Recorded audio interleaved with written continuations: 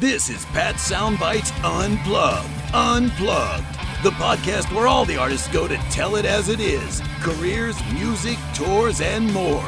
And here's your host, the man that refuses to eat squid, Pat Calamari. Pat Calamari here, host of Pat Soundbites Unplugged. Glad you are with me for the ride. Hopefully everyone is safe and doing well. Please don't forget to subscribe, follow me on or like on Facebook, Instagram, Twitter. Subscribe to YouTube, my Patreon page. Become a fan club member. You can get early access to all the interviews and chats that I do, whether by phone or to Zoom. I can do a shout out or the all-important exclusive content by the artist for just the Patreon followers. It's right there, all for you. Go check it out. Hey, keeping new music alive on the radio airways is what I do, not only on the radio, but also on video with Pat Soundbites IGTV.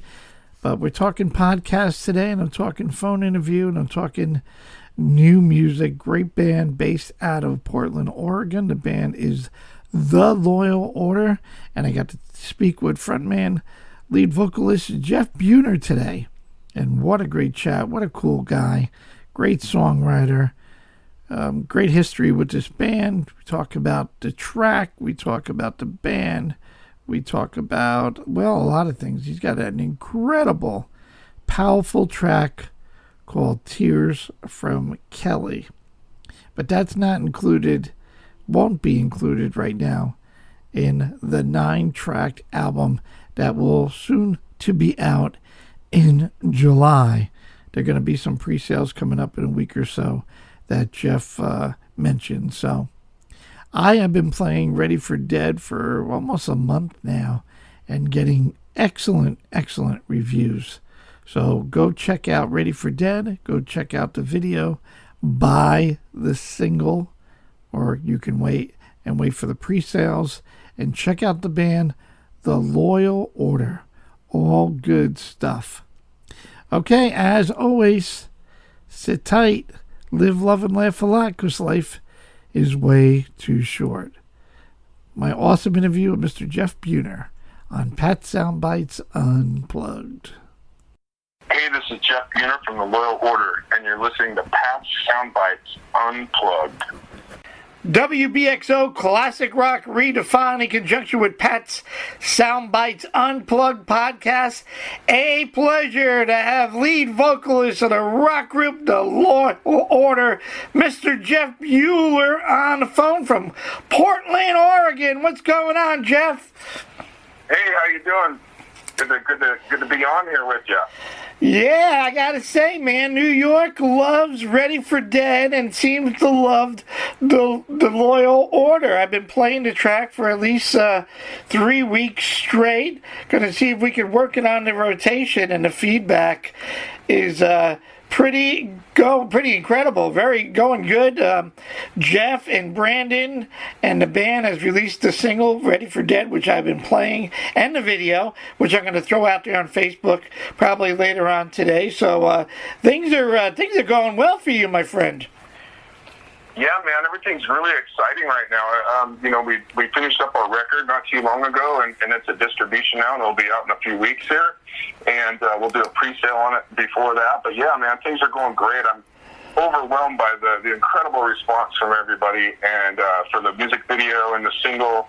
And we're excited to kick this thing off all the way. You know, when the COVID thing is over, and we can. There used to be a thing not so long ago in ancient history, and it was called live music. I love it. Yeah, I hear you, brother. I sit back and go, when was my last show? I'm trying to think of who's the last group I got to hang with. I want to say Sons of Apollo or somebody in New York in maybe February. And I'm like, man, what has happened? But we'll get you to New York, and we're gonna roll the dice and have a great time. Congratulations! I'm looking at the Billboard thing. The song keeps climbing the charts. I want to say at number 38, it looks like, on the top 40, so that is all good because people are listening, they're buying into it, and I encourage people to also check out the cool video. Jeff, before we kind of get into the whole band and you and Brandon, talk to me about how it all started for you, if you don't mind, where you found the love for music, the passion, is it any of your family members, musically inclined, mom, dad, brothers? How did it all come about for you getting into this crazy thing that we call the love of music? That's a beautiful story to tell, and one that I didn't really choose. And I can remember being, probably about 5 or 6 years old, and my brother and my cousin used to sit around at family gatherings, Thanksgivings, Christmases, and they would all get together and play guitars and try to play their way all the way through a song. Johnny Cash type things, and I was just completely enamored with the guitar and the sounds and chord progressions and lyrics and everything. And as I got into grade school, I started playing the trombone, and I played the trombone for all the way through school. And but halfway through, I started taking. I think I was like 10, and I took a couple guitar lessons, and I started getting into that, doing it. Then I delved into it, took more and more. And when I was in middle school, my band teacher came up to me and said, "Hey, you still playing guitar?" And I said, "Yeah." And he goes, "You ever thought about playing bass?" And I said, "Yeah." And so I started playing bass guitar, and I've been a bass guitarist all my life. And just so happens, like 5 years back, I got a call from somebody in the Northwest up here that was doing a regional hunting show, a reality hunting show, outdoors type thing. And he asked me if I'd write a theme song for their show. Wow. And I said, sure, no problem. So I called my dear friend Brandon Cook, who is a guitarist in Loyal Order, and I said, "Hey, I need a heavy riff for a song." And I explained to him what was going on, and he said, "Give me a few days." And then he calls me up, and he says, "Hey, I think I got something." And so we got together, and of course, I listened to it and said, "Yeah, that's a great riff, blah, blah, blah." And then all of a sudden I had this vocal idea for this song, and I wanted to write the lyrics for it and everything. And so we took the song in the studio and recorded the bass track, the guitar track, the drums. And then I decided that I was going to lay a scratch vocal track. And because we were going to figure out who we were going to have sing it, right? So I went in the studio and I recorded a scratch track. And I got done a scratch vocal track. And just so we had whoever was going to sing it had a guideline, to go by. Gotcha. And the producer was like, "Hey, a gentleman named Kevin Hahn here in town, in Portland." He said, "Hey, I kind of feel like with a little bit of work, I think you should sing this song." And I was like, "Really? I hadn't thought of that, but why not? Let's try it." So I ended up doing that, and people really liked it. It's a song called not Ready for Dead. It's a song called Off the Grid Superhuman, which is on our record, and it's just titled Superhuman. But anyway, our first song got 2 seasons of regional play on television. And so I was like, okay, that went well. and then the songs just kind of started coming at that point. I had a couple that I had scratched out for other ideas, a song called Colorblind and a song called I Fall Silent. And they became the next 2 songs that we tracked. And about that time, the producer we were working with got an offer to do a record with a pretty well-known artist, and so we skipped over to Rob Dicker's house, and he's an incredible producer here in town as well. He works with Royal Bliss, the Dan Reed Network, I mean, he's done some big-time albums. So I just thought we'd try him on for size, and as it turned out, the synergy was really good. And I liked his production style and everything. And so we ended up, piping in the stems from the previous 3 recordings and kind of retracking because you want to have continuity on a record. You don't want it to sound like it came from 7 different places anyway. So right. So we kind of retracked the first 3 and started adding, just kind of as a studio project, And the next thing you know, we are, 8 songs in, and I'm like, wait, we have a record. and then we tracked one last song. It's a song called Hellfire. And and we're doing a 9-song record, remembering records like Van Halen's, what was the name of that record? 5150. Yes, sir. And then also they had the Scorpions, Blackout, I believe, was a 9-song record. Yeah, and we just thought, let's just do a power punch here and not overwhelm them with our newness, And we had, of course, other songs that we were scratching out at the same time, but we thought, no, let's just stop here. Let's do the 9-song, under 10 power set of a record, and then we'll get to work on the next one. And as it turns out, Ready for Dead was one of those songs, and we thought that was a great song to kick off with. It was actually a song that our producer had kind of dug up out of his vault, because he had a record deal that went south, and he just had this whole library of songs, and he just was like, he goes, you don't have to do this if you don't want to, but I have this old song I think you guys should rework. I'm not going to do anything with it. And I said, okay, well, let's hear it, So he pulled it out, and it was different than what it is now, but same basic structure, same, lyrics, give or take a few words, and there it is, and it turned out great. We thought, well, this is a perfect song to take the record off with. Let's do it, and it's done well. It's done very, very well, and congratulations and kudos to Kevin to push the button to say, dude, you need to sing this, because you got some great pipes. I know, and for the listeners, Jeff is also a bassist for LA band Rough Cut, which I think you play basses and backup vocals, so you're kind of behind the scenes down in LA. But here, now you're the front guy of, the Loyal Order with your band here in Portland. So it's like, whoa, wait a minute here, which is cool. But you know what? Good for you, man. And that's what it's all about.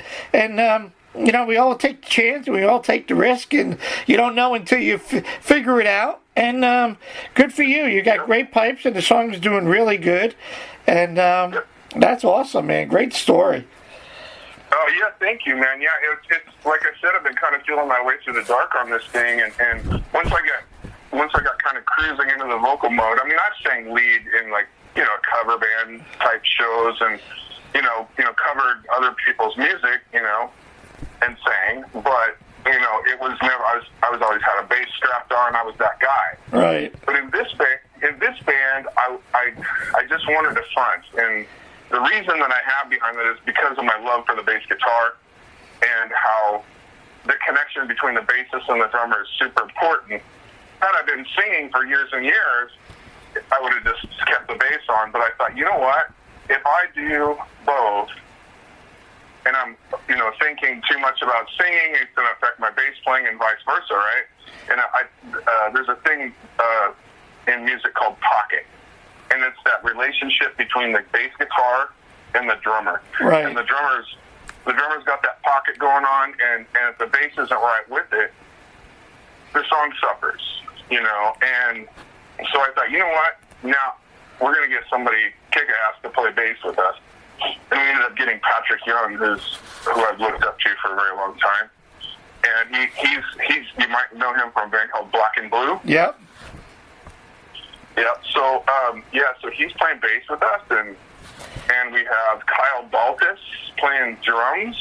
He is you know who 36 Crazy Fists are? I do, actually. I do. I have heard of them, and I'm aware of them. Yep.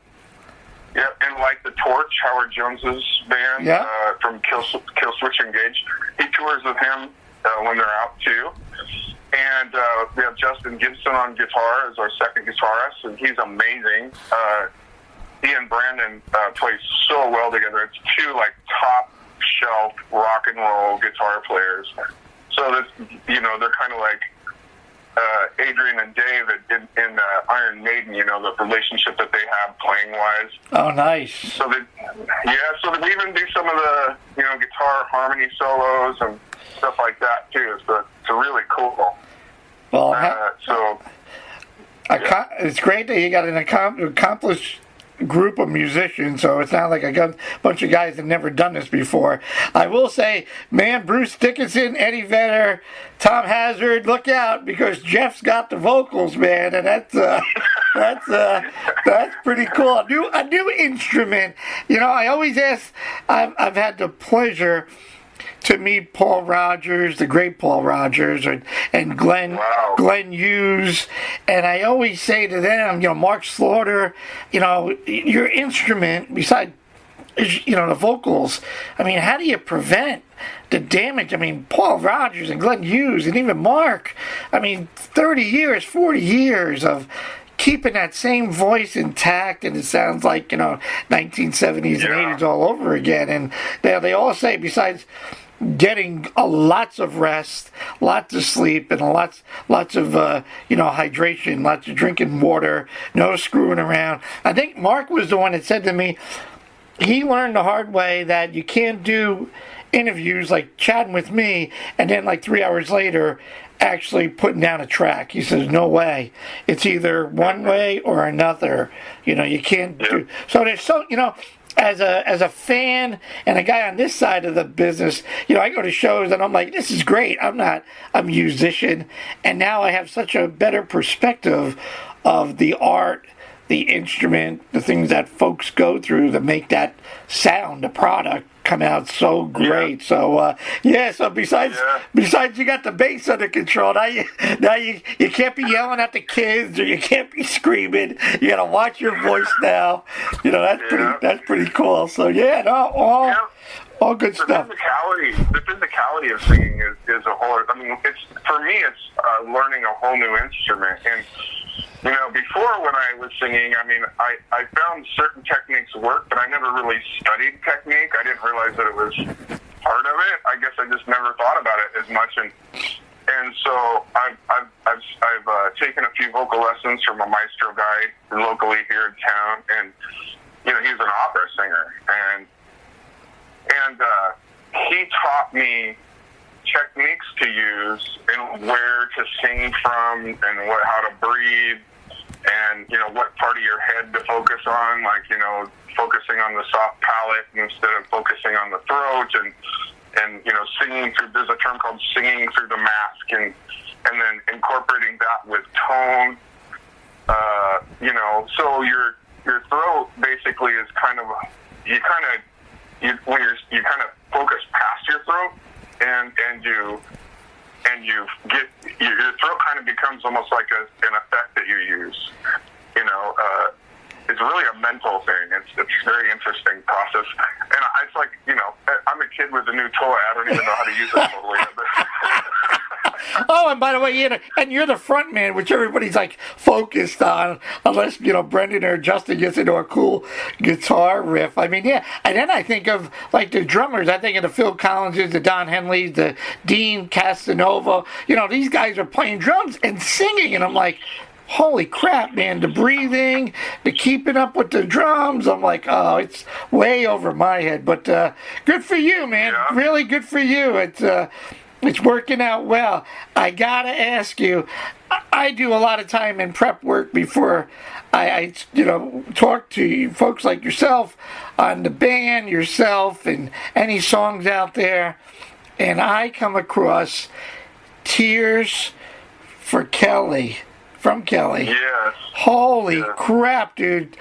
Man, I got goosebumps. Touching, emotional. And your voice, your vocals, I mean, I wrote down here, I want to say like the first line, if I could stay up all night staring at your face, I'll sell everything I have if I could only stay. I mean, holy crap, where did this, talk to me about this whole story. I mean, and I hope, and I pray that, and that's up to you guys, if this track is on the album, but oh my God, if this doesn't go all the way to the top. I don't know what does. And for the listeners, there is a video out there. If you look up on YouTube under Jeff Buhner, you'll see the video that I found, and I'm like, wait a minute, is this the same guy? Is this the... So take a few minutes and tell me about the story there. Okay, man. Yeah, first of all, thank you so much for taking the time to investigate and study that. So I recorded that song as a gift for my friend, and I chose to not put it on this record because, once again, it's 9 songs, and it's got 2 ballads already on it, and on top of that, just the purpose of this song, I just thought I'm going to do a special release of that song at some point really soon. Please do. But, well, here's the thing. Here's the thing with that song. So I went to high school with a girl named Kelly Delaney, and it became Kelly Delaney Stacy. And I hadn't seen her for quite some time. And all of a sudden she connected with me on Facebook, and I discovered that she was living in Australia. And I hadn't seen her for years, or even spoke with her. And then we started chatting on there. Lo and behold, several months later, she discovered that she had colon cancer. Oh my God! And she was, she had her family over there, everything, and so basically, one night she had come back to the States, to Oregon. I grew up in a little town called The Dalles, Oregon, which is about an hour and a half east of Portland, Oregon. Okay. So small town. And she came back, and she had gone through all of her treatments, and she was in total remission. So she came back to kind of celebrate with everybody and hoping that it wasn't going to wind back up on her, And she came back, and we all visited, and we had just a great time together. Everybody was, just celebrating, And she was home for about a month, and she was afraid that it was going to come back, but she didn't know. She was doing all the alternative treatments, everything, to keep it at bay. By the time she got back to Australia, it had doubled back on her and doubled down. And in a month and a half, it had increased even more than it was before. It came back with a vengeance. And one night on Facebook, I noticed that she had said, got bad news, and she'd gone through all this stuff and treatments, etc. And then about a month later, she made another post. She was very vocal about it with everybody, very, very transparent. Gotcha. Everybody's different. Some people. So she made a post, and she goes, "Well, I've just resigned myself to the fact that I turned the final corner, and the end game is up ahead." And so I commented, and said, "Hey, Kelly, if there's anything that I can do for you, please just let me know." And her response was, "I want you to write me a song." And I was like, no. "Okay." Oh, no pressure. And she goes, "But here's the deal. If you do, you have to get famous, so everybody knows about me." and I said, "Well, I don't know about the famous part, but let me see what I can do here. It's a really heavy thing to do, to do it right, Right. And so I promised her, I said, if something comes to me, I will follow through. To me, writing a song is about receiving. You put yourself in that space, and especially a song like this, and then you get intentional about it. You start strumming chords, and then sometimes the universe just hands you a really special baby, right? And so the first line, well, she told me a story about how she had 3 times in her life, she had moved to a new town, got tired of it, sold everything she had and bailed, left with a bag, right? Yard sale, the whole bit. And she told me she did it 3 times. On the 3rd time, she ended up in Australia, which is where she met her husband, Matt, and had a couple kids, and just started this really cool, beautiful life, And so that's where that first line of the song came from, if I could stay up all night staring at your face, I'd sell everything I had. If only I could stay. So for the first time, she wanted to stay somewhere, right? And I asked her, I said, does this sound like you? And she's like, absolutely. That's totally us. And so the song became like a first person, Like she's talking to her husband, right? She's talking to her husband, she's talking to her kids. Yeah. So the whole thing became this first person experience with her talking to her husband. The whole song is her talking to her husband. Does that make sense? It's just like the whole thing. And so the heavy part about it was, I interviewed her a little bit and said, if I'm going to do this, I really want to do this and get into this space and do it right, which is a really heavy space that I discovered. A lot of, writing it and tears, the whole bit, right? And so I asked her a lot of questions and, about what she has in her house, stuff like that. Where's your favorite place to go? Do you have any relics that you really cherish? And, she had told me that she liked candles and she had this special ring. It was a triangle diamond ring that glows when the lights are out. It's some sort of I don't know what it is, but it glows. It's a diamond, triangle diamond. So anyway, I pieced it all together, and I thought about the process of dying and how can you take something that's so tragic and turn it into a ray of hope, right? So that, so the holding on to those moments, cherishing moments is, but this moment is now, don't let the candle burn down, right?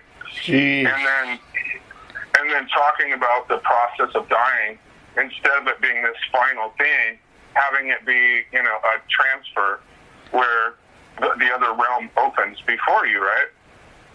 So the chorus, and I will dream about you as the wind blows the veil off of my face, which is dying, and I, for one, will understand how beautiful it's been, right? It's trying to make this process one of beauty, And I had the second verse came up to me pretty relatively easy,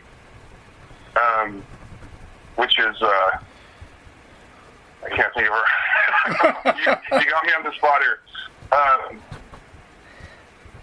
In the time that doesn't fly, our words won't pass away. I've been reading our old letters, remembering all the days, and then the third verse is about that triangle diamond ring, and I thought, how can I tie that into the song, and the fact that it glows, and so I chose that medium as a way of how she would communicate with her family, Wow. Versus, and I will light up the sky, triangle diamond ring.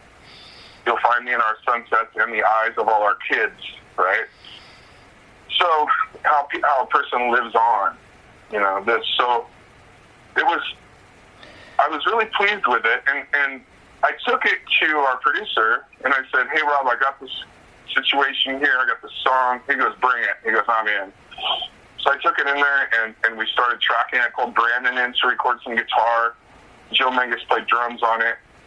And then, do you know who the Dan Reed Network is? I'm not familiar. No, I can't say I am. Huge band, came out of Portland, early 90s, and they're actually doing a new record right now. Incredible band. Okay. Can't wait to hear their new record. I've heard pieces of it. They toured with the Stones, Bon Jovi. Anyway, so Dan Reed he lives in Prague now, and he happened to be flying into town right as I was finishing this song up, and I told him the story. She was a fan of his too, and Dan's like, I'll hop in and do some backups, man, and he did. He came in, so I have this world-renowned singer singing backups on the song, and so I thought, how can we do this? And so how can I present this to Kelly, right? So she thought I was just going to play her this cute little acoustic guitar song and have it be, beautiful and touching, but, just that campfire type thing, right? Oh, boy. And so I thought, nope, I'm going full production with this deal. So I had Anthony Gaynor, he's a videographer and producer, he came in and you know, filmed us tracking the song, and you know, kind of made, you know, just put it into a story, and then we had a full-length video for it, and that's what you've seen. And we presented that. The way that I presented it to her was, the time was getting close. I mean, she died like 6 months later, but I dropped it on her timeline right about the time I knew she was going to go to bed. And you know, what time is it in Australia, Siri? and so I dropped it on her timeline, and then I went about my day, fell asleep, got up. I woke up and it had already been watched 5,000 times, just overnight. And I just like, wow. And dude, I speak about this song in the humblest of ways, because in many ways, if I got taken tomorrow, that would be one of my proudest moments of, you know, it was a gift, you know, and I'm glad that I received it, and I'm glad that I was able to convey it to her and her family the way that it came out. So, yeah, man, it was a very, very intense moment, for sure. Well, hey, yeah, right. No pressure. Make a song so it can be famous. Well, okay, I'll see what I can do. Roll up my sleeves. And, man, Jeff, watching that video, you see your emotion, you see the passion that comes out of you. And again, you know, here's the guy that's a bass player, not known as a vocalist, and not to use that word, but I mean, you killed it. I mean, you crushed this song. I mean, it got me goosebumps, and I think I watched it and shared it with a bunch of people 4 or 5 times and said, I mean, this is a masterpiece, and I know she's definitely. You might not be. She's definitely smiling, Jeff. You could assure that. And all I can say is, you know, the ball's in your court, and when you get that opportunity, please, definitely release that. I shared it with Jody before. I said, did you know about this song? And I got her even looking for it. She's like, I'm gonna call the label and see if I said, no, the label, no, it's all good. It's under Jeff. We got it under control, but congratulations, man! That you hit that out of the park, and I would love to play that track when that opportunity comes for all our listeners. Yeah, man. Well, you can play it if you want, man. Please, I mean, if you want to, I mean, you have my permission. It's you know, and like again, I will release it at some point, but I'm serious, man. Feel free to play it. It's totally cool. You know, I like to imagine that my father passed about 10 years ago, but I like to imagine that, you know, he and one of my brothers and sister and Kelly are all kind of behind this, you know, billboard thing. Yeah, no. Look, there's no such. I always tell everybody there's no such thing as a coincidence, and hard work pays. And you could see when somebody just putting something together easily, and then, you know, and thank goodness you put out the video. Even with Ready for Dead, I mean, you got to put out a video. I always tell folks, in today's world, when you put out a single, the video can go viral tomorrow, and people don't even know who you are. You know what I'm saying? So, yeah. I mean, you did that, I want to say, like 2017 or so. So congratulations on all of that, and I know it's got to be tough when everybody like myself hits you up on this. I'm sure I'm not the first music journalist DJ going, dude, what is this about? And you hit it out of the park. So I'm sure I'm not. You're the fourth. You're the fourth. Actually. Well, I'm glad that I'm the fourth, and I'm not. You know, I'm happy I'm not the first. That there's good people out there that are doing their homework and doing the right thing. So, you know what? I'm in the top 5, Jeff, and that's all I care about. Woohoo! Well, you know, I so much to talk about, and I didn't mean to take so much away from your time talking about the track "Tears from Kelly," but you know. Oh no, man, it's totally fine. It's an amazing subject matter, and you know, so many people are survivors, you know, and they've gone through that whole process, and that was one of the crazy things that happens after I released that video.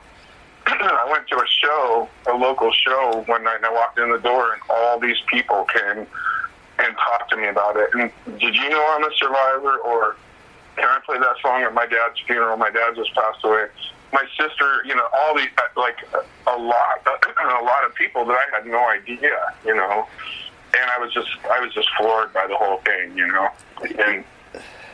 That is send me that MP3 so I can play it on a double shot on Sunday or do something about it. I want to get back to the release of you got the album coming out probably July or so, and the challenges of what we're facing today, as you mentioned, this thing many moons ago called live shows, and here it's such a challenge that you guys put excellent songs together, and you're biting at the lip to get out there and perform it, and I'm like, man, it's got to be so difficult. But then I look at it, I say to myself, it's really a double-edged sword because, I've been locked in my house. I don't want to go out. I mean, I go to the store.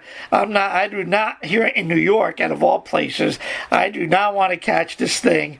And I look at the other side of it, Jeff, that maybe it's a good thing that you're releasing it, even coming out maybe June, July, because more people, even though they're opening, things are starting to open up again, still more people were itching. You got their attention, because if you open it up when everybody's in a norm, you might not get the attention and exposure that you probably wouldn't have gotten, if you did it now. So I think it's a double-edged sword in a way. I agree with you, man. I mean, like, what, everybody was like, what are we going to do now? And I'm like, well, we're going to focus on all of the digital content that we're going to need in the future. So let's get another video done. Let's do this, and let's promote, and let's, do everything that we can do to make sure that we're being productive, So, and that's kind of the approach that we've taken, and it's been a really cool thing, We can't, like, a couple of the guys in the band are, very, very hardcore about social distancing, and I am as well, but they're around older people all the time, so they got to be a lot more careful. So even the video that we shot, we did with social distancing, and for a song called Hellfire. So one at a time, we went in and did our part, which created a little bit of an editing nightmare, but we got through it, and it turned out really cool. It's a very different looking video. And we also did a thing with David Ellison Youth Foundation and the Grammy Education Foundation. Yeah, it's one of my notes. I got to talk to David about a month ago in April when that all went down, and I was looking at that lineup, and I saw the Loyal Order, and I was going to ask you about that, on how cool it was. I know you signed with David and Tom at EMP, so I wanted to, that was one of my questions here I have highlighted. Tell me about performing in the whole David Ellison Youth Music Foundation and that web session. That had to be a pretty cool experience. Yeah, it was great, man. It was great. We just, we were able to piece it together correctly and get off with as few dead digital glitches as possible. And the way that we actually did that, though, instead of, because we were so worried about technical things, it's like, some of the guys that were in that lineup, they could get on there and have all the technical glitches in the world, and they still are who they are, right? So, right. And then there's Jeff from Portland, Oregon. I'm the new guy. It's like, guy, we can't screw this up, so here's what we're going to do this. One guy at a time. Go in and play your part one time. And that's what we did. And we went in there and did this live thing. But we did it live to a click track and put it out there. So it was really cool the way that it went. And so that's kind of how we chose to do it, because we were just terrified of one guy in the band having a technical difficulty first time out in that environment, So right, with all these amazing artists that are showcasing, and David's got you involved in it, and you're going, no pressure. I mean, we can't screw this up, guys. Seven Dust Singer was doing a thing, and there's some big names in that corral, and I was like, wow, here we go. Well, it was incredible though. It was a really cool thing, man. And I was, felt very blessed to be a part of it and to be able to contribute to the, music and the youth and the way that all happens and the lessons that are happening there with kids who need it, with the way, music is in schools and stuff now. It's not as well funded as it used to be, and that's kind of made a comeback somewhat, but it's a beautiful thing. Some of these kids that are just learning how to play guitar or bass or sing or play drums, they're sitting down with like total professionals. And even Brandon, our guitar player, he's a very accomplished musician. He's going to be doing some of those as well. So I think it's it's really cool great. Anybody that gives back to our youth, I think is great. I said to Dave, "Oh my God, incredible, great idea." And he's like, "Look, I'm from," I want to say, where's David from? Minnesota or someplace. And I said, "Could you imagine if you had the technology that back in the day?" And he's like, "And you got like, I don't know, Jimmy Page or somebody showing you how to do a guitar riff?" I'm like, that would be insane. So, but no, I applaud anybody giving back, and that is all good. You could find Jeff and Brandon and the whole band, theloyalorder.com. They have a website. They're on Facebook. They're on Instagram. Look for the album to come out. What do you think, about mid-July, Jeff? Yeah, it's looking at, I think July 17th is what their target date is, but give or take a few days probably, but I think I believe that's the exact date. We are going to do a pre-sale on the record, though, later this month. As soon as all the technical things are done and it's ready at distribution, we're going to do a pre-sale on the record, so that'll be out there too. Excellent. Well, we'll be looking for that. And Ready for Dead, that's the title track of the album as well, right? Well, it's the first song on the album, yeah. Okay. It's a self-titled album. The Loyal Order is the name. Oh, okay. Perfect. And I'm sure you're probably putting out some crazy, wonderful artwork to go with it, right? Oh, yeah. Yeah, Melody is art by Melody. She's the one that did the design. We crafted a very interesting album cover for it that I think you'll enjoy. Excellent. So, well, we're looking forward to it, my man, and I looking forward to continue to play Ready for Dead, and looking forward to the 9-track with Hellfire and Off the Grid and all your other great stuff, and certainly continued success. And we got to get that song up to number 1, or at least as close as possible, as it continues to climb up the Billboard, man. And great job with everything, the tears from Kelly and everything that you touched upon. And you got anything new in any projects, you call your buddy Mr. Calamari, the Squidmeister out here in New York, and we'll get it out there for you. Sounds excellent, man. Thank you so much for your time. I hope you enjoyed the chat as much as I have. Oh, I loved it. Our man Jeff Buhner, the band The Loyal Order, go check them out. It doesn't get any better than this on WBXO. We're classic rock and we're redefined in conjunction with Pat Soundbites Unplugged.